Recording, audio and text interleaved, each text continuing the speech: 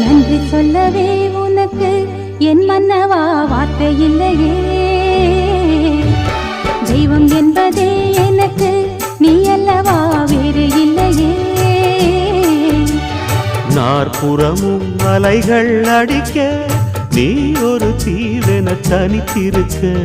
பூமிக்கு ஒரு வாரம் என்று எண்ணி இருந்தேன், பூ முடிக்க யாரும் இன்றி கண்ணி இருந்தேன்.